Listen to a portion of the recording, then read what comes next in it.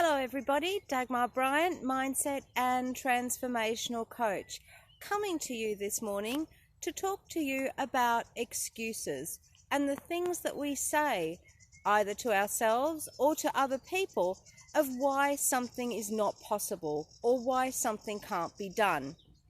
Now you might know some of these. Oh, I can't get to work this morning because my car didn't start. Oh, I can't get to work because I don't feel well.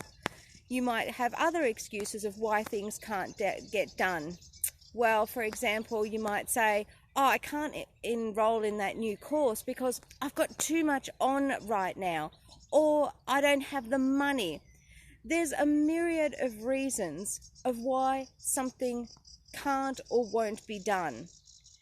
At the end of the day, though, what we really need to be doing is looking at why we're putting out those reasons. There's only so many times that you can tell somebody that your grandmother passed away.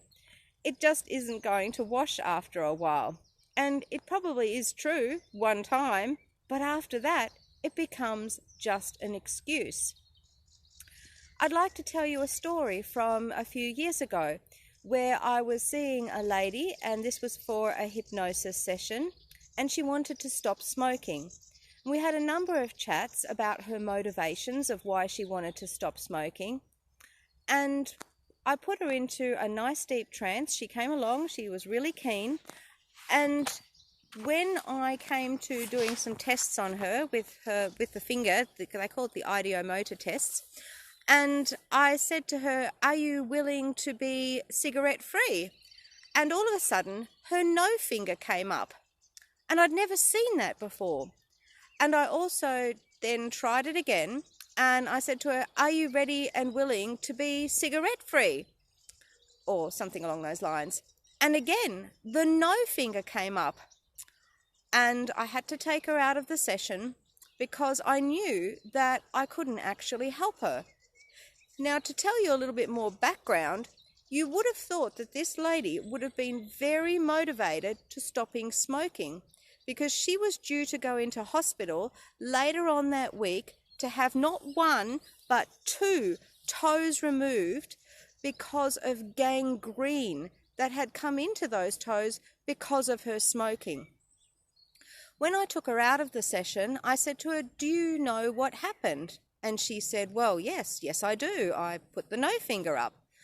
And I said, well, tell me why. Why is it that you don't want to give up? Well, what is the motivation behind this?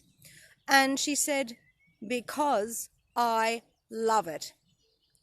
Now, that was the most truthful answer that I've heard ever. Granted, I couldn't help her, but the truth was that she didn't want to give up smoking.